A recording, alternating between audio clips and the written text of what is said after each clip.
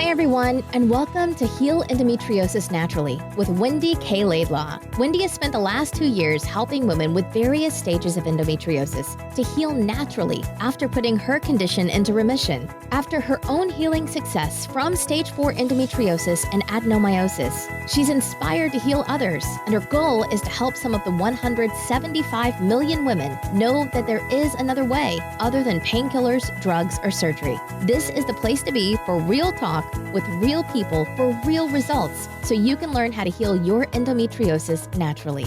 Please note that the opinions expressed in this program may represent options, but are not a substitute for proper medical care. Before starting any new healthcare program, we recommend you consult with a health professional.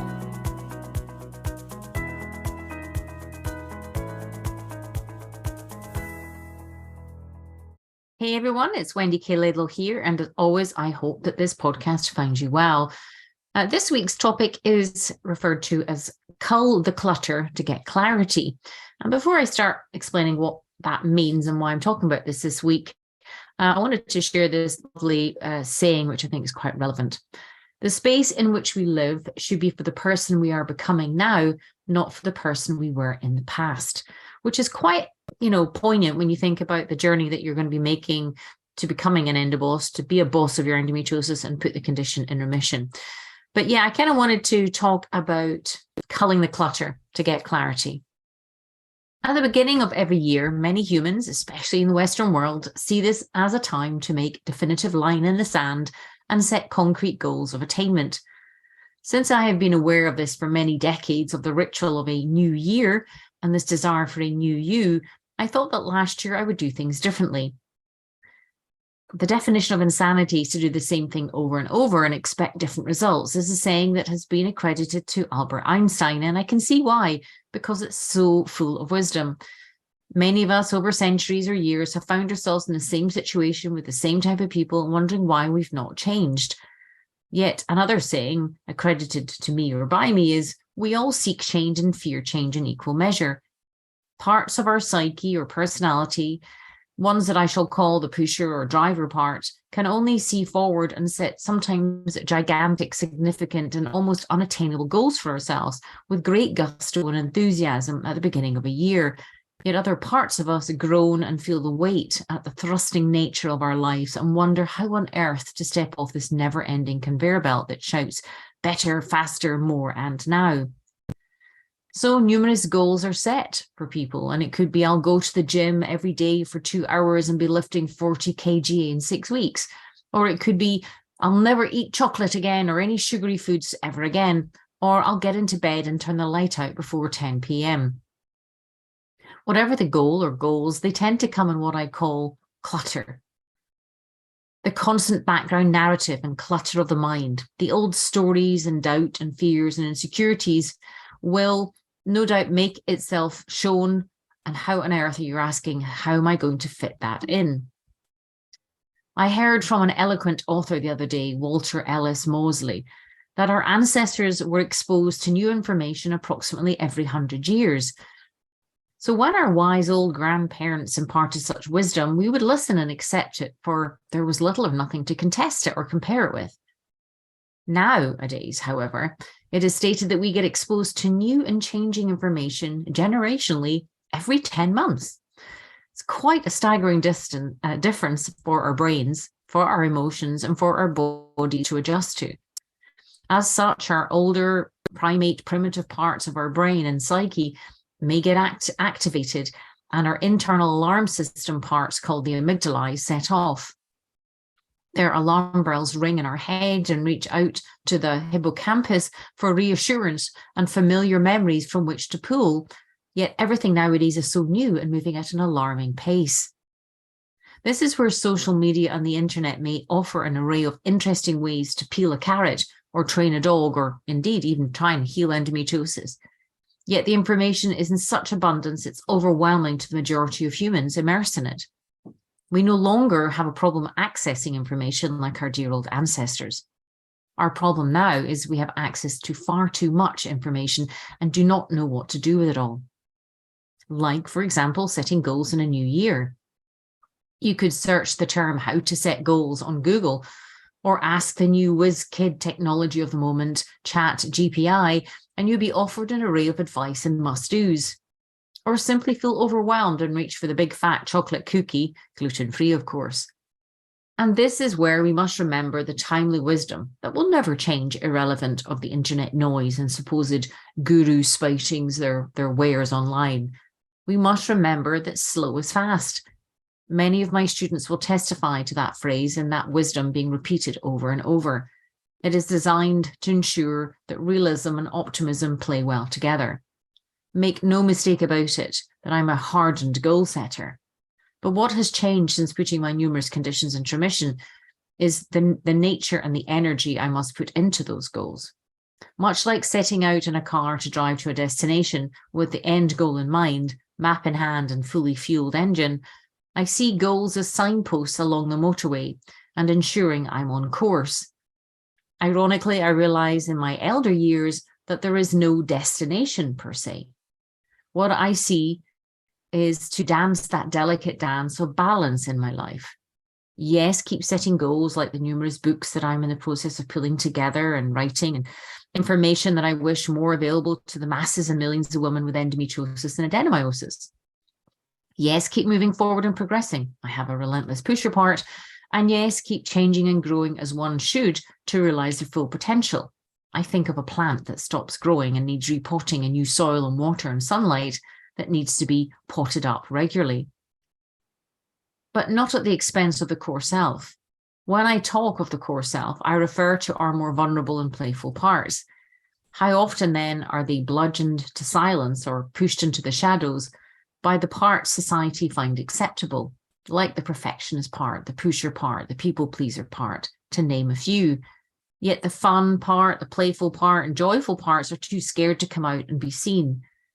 Those parts are viewed by many in society to be frivolous and lazy and irrelevant. Yet do you remember when you were little and how easy life was? Do you remember how playing was just playing? Do you remember picking up a crayon and drawing without a care or a thought in the world? How easy it was then just to be and not have this constant narrative in your head or looking over your shoulder, ensuring that you do not embarrass yourself or draw the wrong type of attention to yourself. Of course, the progression from childhood through teenage, oblique adolescence, through into the 20s and into adulthood is challenging for many people. Many societies fail to prepare children and young adults emotionally on how to prepare themselves for their emotional growth, let alone the ever-changing world and the people in it. In doing so, the more vulnerable parts get shoved into the shadows, and where they relinquish and get sad and down and depressed as adulthood is thrust upon them with its perfectionist type goals. I often wonder what adults' lives would be like if more was made of retaining the essence of play and fun in one's life and keeping it in balance with adulthood. Would you see more spark and essence in people's eyes as you pass them on the street? Would there be more teethy, wide smiles and laughter? Would there be more colour and hope and optimism in life? What I do know is how hard it is for adults in their 20s, 30s and 40s plus to feel that joy, peace and serenity that they did as young children. And this is where clutter comes in. Naturally, children have very little clutter in their minds. Between the ages of birth to 3 years old, the developing minds are focused on a basic survival level where food, warmth, love, nursing and nurturing is the primary concern.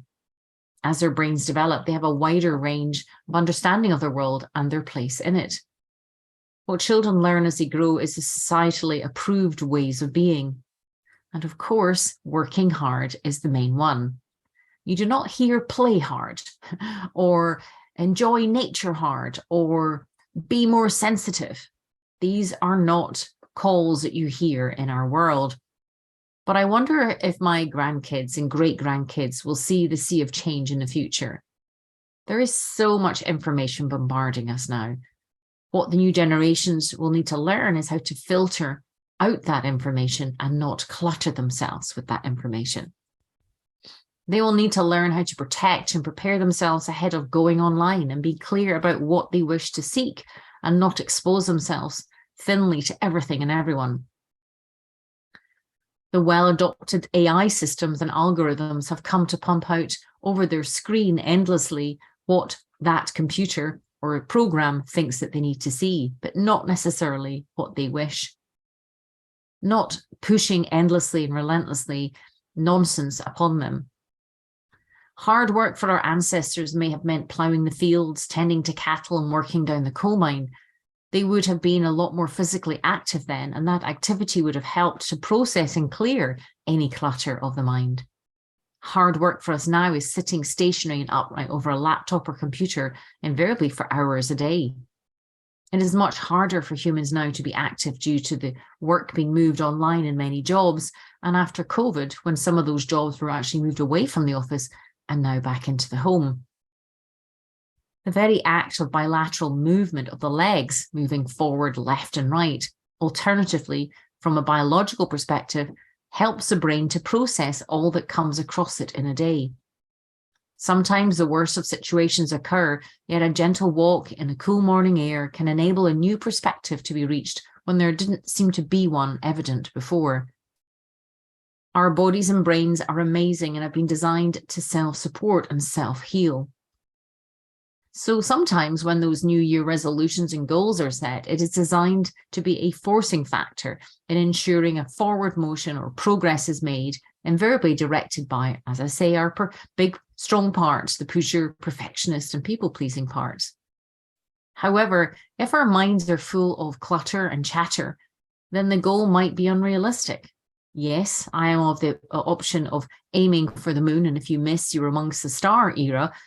But equally, if the goal is beyond a stretch, then perhaps it may be too daunting and other parts feel depressed, despondent, and want to give up when January turns into February and one is a long way from the end point.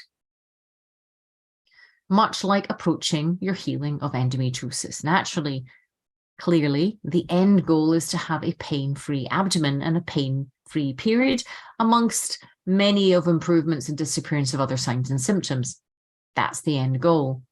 Although most women will realize that there's a bigger and more impactful set of events that occur in this transformational journey. And it becomes so much more clearer that it's more than just putting endometriosis in remission. It is about uncovering and discovering the real you deep down inside that has been yearning to come to the surface since birth. But when we start the Endoboss journey, only tiny daily goals are set. And I mean tiny, like super tiny. I refer to them as ant-size steps, not even baby steps, 1 day at a time steps. The goals set are easily attainable and then built upon from there. I remember the old saying, how do you eat an elephant? The answer is, one small bite size at a time. But this philosophy is not the mainstream narrative in our Western cultures. If your head is continually being bombarded with pressure and noise and full of clutter, then you may succumb to the transmission and settledness of the better, faster, more now drum. That is when, in my opinion, overwhelm and anxiety come to visit and block out our natural progress and processes. However, when you journal your 3 A4 pages as you wake up in the morning, and before your monkey mind has had a chance to turn fully on and activate the dominant driving parts, then you set yourself up for success for that day. You allow yourself to keep the clutter clear by putting your dreams on paper, writing down old stories that don't fit you anymore, narratives and unhelpful or negative beliefs that no longer serve you. As your pen stains the paper, it allows a present moment focus on the here and now and what is important, which of course, AKA is you. It allows you to check in and make sure you're prepared for the day ahead with your meals and your shakes. The journaling allows you to check in and make sure that you have allowed yourself enough time in between appointments or the craziness of each day. Or making sure that you put a small boundary in place with that relentlessly irritating person who keeps pushing and trampling all over your time and energy.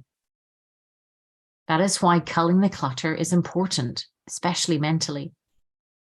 My belief is that emotional health is the essential foundation and underpinning of excellent mental health and physical health. Writing in the morning as you wake, especially as you wake up, means you have access to deeper levels of consciousness that you would not normally have when the mind is fully engaged and sets off for the day in full throttle mode. Hearing the small voice of dissatisfaction about the work you're doing means you may be able to explore your work in future journal entries and explore your choices. Identifying some irritants and annoyances that are repeatedly showing up means you can allow them to be brought into awareness and then potentially actioned upon to change them. It gives you a chance to hear the ear behind the ear, to hear the inner elder or the higher power or that quiet yet wisdom-filled voice within, to truly listen and prevent emotional blocks from being built upon, like clutter in a dumpster or an overflowing landfill site. I have realized that the secret to my life is balance. The secret to balance is awareness, and the secret to awareness is through the journaling and meditation. Journaling is a ritual now that keeps me mindful, present, and awake to who and what is around me and impacts my energy or emotions, especially when one could easily drown in a sea of noise in our worlds. So in December, I decided that I would set new goals rather than wait for January. Why does January have to be the only time, I thought? But this time I checked in with all my parts. I realized I needed to add some more fun and play and joy to these ambitious new goals I was setting. And bizarrely, that focus on creating more fun and play was the hardest challenge for me. I had noticed that I was saying this old mantra to myself over and over, that I had to find a forcing factor to do this particular task that I needed doing, but I did not really want to carry it out. This task was not something I could outsource, unfortunately. This was not a task. This task was a tedious task, but yet carried some importance. I was walking down the stone staircase of my apartment with my energetic Labrador Poppy leaping to my side, and I noticed some irritancy rising. Not with Poppy, but with me. Why do I have to find a forcing factor? I moaned to myself. Why can't I find a fun factor to motivate me instead? I felt immediate resistance, even though I teach this to my students and clients. And I also am fully aware of its importance to retain the balance, which is the secret to life, in my life. I noticed how some parts of me did not like that I was back to actively seeking to integrate some fun-seeking elements, or self-dates as I call them. The concept is to take yourself and buy yourself out on a date and have an excursion that involves fun or play, like visiting a museum or an art gallery, or going ice skating, or visiting a bric-a-brac store, or climbing a hill, but all on your own. Of course, with our work-focused culture, it is the first to fall off the list, but when it does, it leaves me listless and lacking in energy. The concept of self-dates is to spend time with yourself in a quality way for a mere 2 hours a week, and give yourself time to breathe in the small things presented in nature and in life. Little by little, little becomes a lot is another favourite saying of mine, and it reflects the good as well as the bad. A little time out in play mode expands the mind and puts life back into perspective. It allows you to breathe and feel alive rather than trudging through the treacle and just existing. In the past, when I was drowning in endometriosis and adenomyosis pain, I was what I would classify as a fully fledged workaholic, and indeed proud to be that way. I lived to work. I loved my work. My work was who I was. My head ruled my body, and my intelligence ram-raided my heart. Yet my body knew better, and it would end up going on strike, rendering me bedridden, housebound, and disabled, so I'd be forced to declutter my mind, declutter my emotions, and create space to really listen to my soul, my heart, and my spirit's desires. Yet I recently noticed how the fun had become a challenge, that my self-dates had slipped away easily out of my calendar, allowing insignificant tasks to take precedence. That the endometriosis and embracing emotions mission and my work goals had slowly increased in prominence. Of course, I recognize the importance of the work I do and the time and energy it takes to keep this important message and mission and my purpose to empower millions of women with endometriosis. Yet I recognize on this journey that if I do not parent myself and observe those stronger parts, like the perfectionist, pusher, and critic, then they may take over and make me miserable. And if pushed too far, who's to say reverse the remission of the conditions? And that I will never let happen.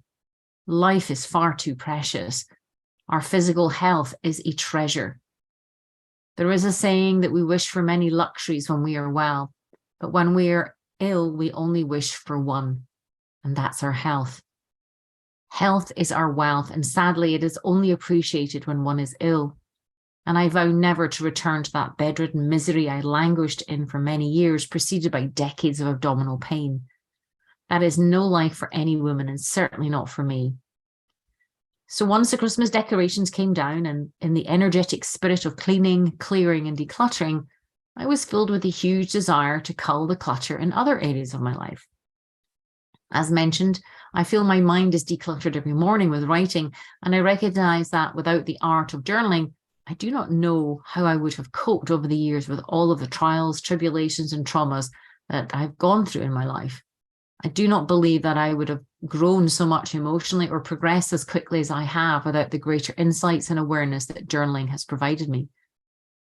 But interestingly, in the 6 years since we moved into my apartment, the amount of physical clutter has grown. I like to think of myself as someone who is super clean and tidy and who doesn't suffer mess or unnecessary items around my home. I like things to be orderly, organized, and in the rightful place. Yet I noticed how some drawers were full of nonsense and old used cables and items that you keep just in case someday you need them. Yet I couldn't close these drawers. They were so full of clutter. It has been said that for some people, hoarding can be a way to cope with anxiety or stress, as the act of acquiring and keeping items can provide a sense of comfort or security. Hoarding can also be a way to deal with unresolved emotional issues, such as past traumas or losses. In such cases, the objects can represent safety, control, or sentimental attachment to the past.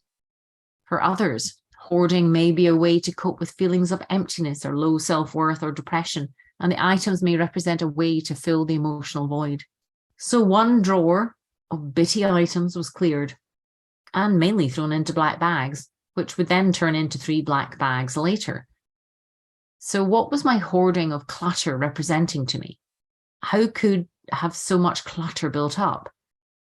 I wondered this, especially as I felt I was someone who was on top of it all, emotionally, but apparently that didn't seem to be the case. Then I went on to my underwear drawer that was filled to the brim. Many discolored, aged, ripped, worn, torn items were culled, and that felt very cathartic. I was shocked to find out that I had a collection of old socks, but also countless pairs of ankle socks for some reason. Not sure why, even though I'm a relatively new fan of lifting weights in the gym, I know I do not require 26 pairs of ankle socks. What was going on there, I wondered. Is it the case that everything had grown so cluttered that I could not see the wood for the trees, as the old saying goes, or rather, I couldn't see the socks for the clutter? I think so. I admit to having trepidation about tackling my wardrobe of hanging items. I consider myself a thrifty, conservative, and practical Scotswoman when it comes to purchasing clothes and only buying those that I need, especially when I'm considering which clothes I like, love, or give me joy. I'm not sure how many of the old ones match those descriptions, hence, I guess, the resistance. I can feel the battle with my various parts. The deeply conservative Presbyterian Scottish frugal part says, keep it. It might come in handy one day, Wendy, when you're painting the back door or when you're digging up the back garden. Frugal meaning being careful and prudent with one's money and resources and being able to make the most out of them. Yet these new parts know that I haven't painted anything externally in years, and I would probably get a professional to do it because it would take less time, fewer materials, and less mess, less money, and look 10 times better. And that old worn jumper that I was considering keeping for the back garden made me feel like a 100-year-old homeless person when I ever wore it. So it was graciously thanked for its years of service, this jumper, and enthusiastically thrown like a basketball into a net, into the burgeoning black bag of clothes for recycling. Boom. I felt relief as it was thrown and took a deep breath. As Eleanor Brown has been quoted as saying, clutter is not just physical stuff. It's old ideas, toxic relationships, and bad habits. Clutter is anything that does not support your better self. And I realized perhaps some of these older clothes, I was holding on to old thoughts and feelings, and they needed to go. Other clothes drawers were culled easily too, until I saw my trousers drawer. I had several old pairs of casual trousers that had been folded since my last move-in date some 6 years ago. A row of old trousers that had not once seen the light of day or been dusted off or looked at or worn in a very long time. I didn't even like looking at them. Some of these trousers had been bought for me by my ex-partner, and I had been told that that's what I should wear, in inverted commas. But these trousers were misshapen, bell-bottomed, low-waisted things that at the time or one time or another I thought okay on me and maybe suited me and maybe even fashionable. Yet I can see that the hoarder and austere parts of me felt anxious about the perceived frivolous nature of clearing this clutter and donating to charity. So this has been an interesting exercise to observe and made me explore the reactions, responses, and emotions that have come up. I guess 2 generations ago, life for my grandparents who lived through World War II was much tougher than it is for us now. I recall both my grandmothers hoarding everything and anything just in case it may be used or useful at a later stage. And that logic at that time in history makes sense, but not so much now. Yet those themes and genetics still run through me to some degree. So as I wrestle with the various influences, ancestral lines, and cultural conditioning, I'm in a determined frame of mind. I recognize not only are the clutter items just things, but that any emotional attachment to them perhaps requires exploring, embracing, and then letting go of them. A few years ago, I learned this lesson, and funnily enough, I was comforted to remember it. There are many belongings, clothing, and items that I had worked really hard for, acquired, and treasured over the years, and in some cases were very valuable. But I realized that they had no real meaning, and that it was my health, my children, my safety, and my peace of mind that mattered most in the world to me, not material items. I realized it was the emotions and energy I'd put onto an item to attach meaning to it that was the issue. The item itself did not have any emotion or meaning, more what I decided invariably unconsciously to place upon it. So there have been many overflowing black bin liner bags that have left this apartment and gone to landfill, clothes banks, with many more that have been donated to charity. Now when I look at my drawers and non-hanging clothes, I'm surprised at how much lighter and brighter I feel. A study published in the International Journal of Behavioral Science in 2020 found that home organization and decluttering can reduce stress, anxiety, and depression, and improve emotional well-being, quality of life, and overall happiness. It was more challenging than I had imagined, yet I feel so much happier. And I've come to realize on this journey that we're all on, that the more stimulating the emotional elements are, that it has a secret reward once you have moved through it to the other side. Much like healing endometriosis or adenomyosis, sometimes there is so much dense energy, toxicity, and clutter in one's life at the start of an endowash journey, and you are so deeply immersed in your life that you just cannot see it. This is where the culling of the clutter gets held to get clarity. When you start to address this clutter clearing, especially of the 5 Ps or the 5 poisons, like produce, products, property, people, and past, you will start to notice the difference in how you feel, not only about yourself, but your emotions and the world around you. Be it by starting with your food cupboards. Give them a good cull and clearing of clutter. Are they filled with packaged, non-nutritious items that are full of additives and E-numbers and wheat, of course, that irritate and inflame your intestines?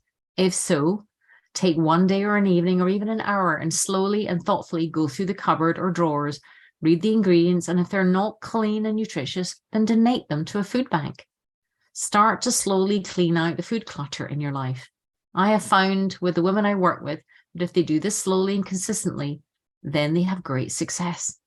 By tackling the food clutter and increasing your awareness of what is going on in your body, it opens up this knowledge of why your body or your skin is inflamed and your immune system is impaired. Next, consider clearing the clutter on your products, the products that you put on your skin, your hair, your nails. When I started this journey years ago, I was aghast that these big manufacturers were allowed by governments to sell such toxicity to poison our bodies. It's been suggested that the average human in the Western world is now exposed daily to hundreds of chemicals. A recent study suggested that even from as few as 9 products, this equals 129 unique chemicals you may be exposed to daily.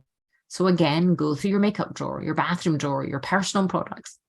Make a point of reading the myriad of names that you cannot pronounce and the numbers that indicate the chemical concoction. Notice the argan oil, the fragrances, the perfumes, the lavender, the rosemary, and all other items bulking out the ingredients list. You are seeking the less is more approach, aka products with the cleanest and least amount of ingredients, and ideally coconut-based, clean, simple products. Get cracking on increasing your awareness of those items that are cluttering up your life and your body. Then look at the many elements of the properties and environments that can be poisonous and toxic too. There's so many areas that need culling and decluttering. If there's lead or asbestos or carbon monoxide, pesticides, mold, PCBs, formaldehyde and mercury, anything like that is sitting around your home, make sure to be aware and alert to what is you're living in. Then move on to the decluttering of toxic people. I appreciate this can be a real challenge navigating any guilt or discomfort, especially when you recognize a parent or a partner or a boss or a lifelong school friend that you thought to be somebody other than who they are. You see, seeing people that we have history with as they are and not how we wish them to be can actually activate a grieving process. It can activate a sense of loss of the dream of who we thought they were. The dream of them being kind, thoughtful, loving, and cull of clutter with people, maybe stopping making excuses for their behavior and the mistreatment of you, which of course takes time, especially when your self-worth is not as high as it should be. So write in your journal and ask, who is cluttering up your life with tension and stress in your head and in your thoughts? Who is hurting your heart? Who is causing that stress and anxiety? Whose behavior is unpredictable and makes you feel like you're walking on eggshells? Notice the resistance to seeing some people as they truly are, and notice if you have shame or blame or guilt about it. Just noticing at this early stage is enough. Awareness on its own starts the change that is needed for full health, physically and emotionally. You would be surprised how many people and the past can be some of the hardest elements to identify due to the guilt, fear, and shame that comes with it. But take the time to journal out the names of people who are energy giving and make you feel light and bright to counter those feelings. At the start of my journey, I had very few. I used my focus to notice who was cluttering my mind and thoughts and turned my stomach in knots and chest feeling crushed. Finally, when we look to declutter our past, recognize it starts with the decision just to do so. First, acknowledge that there may be events, mistakes, misfortunes, and mistreatments that happened to you as you grew. What prevents some people from processing the past is a projected shame that has been internalized and stored into the deep subconscious parts of the mind. You go to a garage mechanic to get the engine of your car corrected and get the oil changed. You go to the dentist to get your teeth cleaned and descaled. So you may wish to consider getting a kind and considerate counselor or therapist who understands the subconscious brain and the body connection and has successfully helped women with trauma in the past. In particular, make sure to seek out a counselor or therapist who is trained and continues in their training with EMDR, which is eye movement desensitization and reprocessing, brain spotting, and DBR, which is deep brain reprocessing. These therapeutic methodologies, in my opinion, are specifically designed to support deep brain processing of carefully stored and boxed away traumatic events that may be so deep and so far down that they've been forgotten about consciously, yet may still be having an impact on your immune system and nervous systems without you being aware. That was the case in my situation.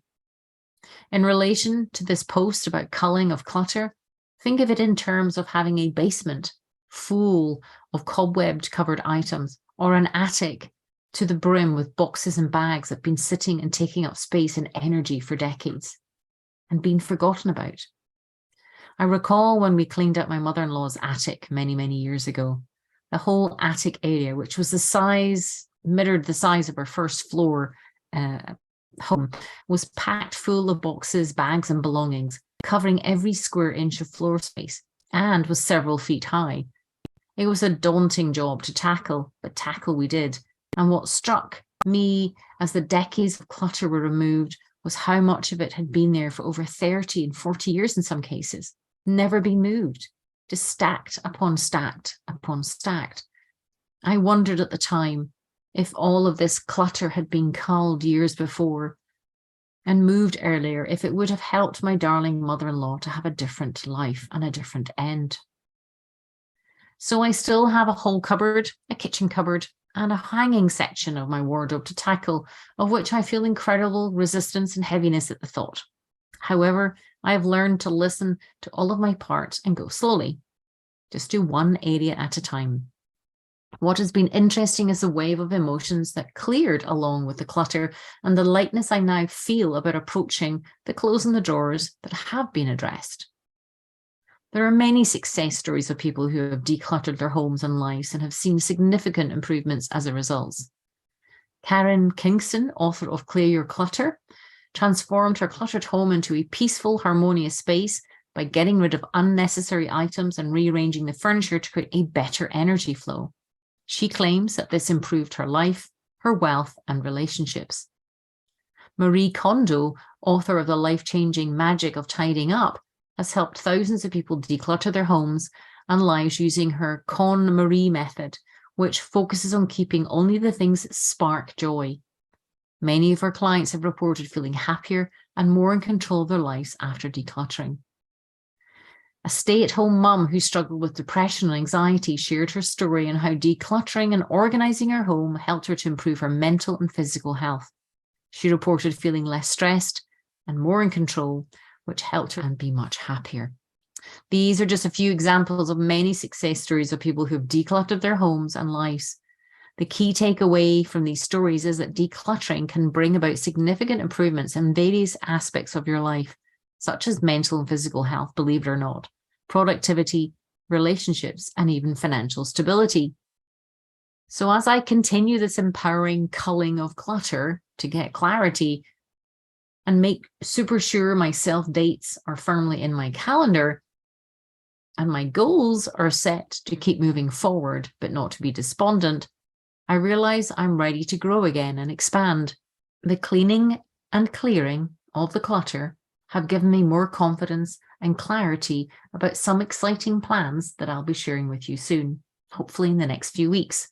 But it is to further the embracing emotions arm of the healing endometriosis journey, and ideally to train certified coaches with the tools and secrets to help prevent women from getting so emotionally and physically bogged down and unwell, and to help inspire more women to start their own online businesses. Until then, start with one drawer and let me know how it makes you feel afterwards. As Nicholas Burgos says, minimalism is not a lack of something. It is simply the perfect amount of something. Notice the emotions, notice the resistance, but do it anyway, and enjoy culling the clutter to get clarity on you, to your health.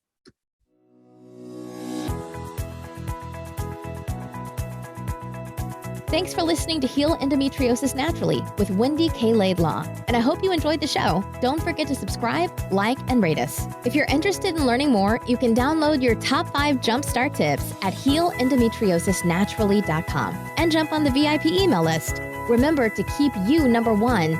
The world needs a healthy you.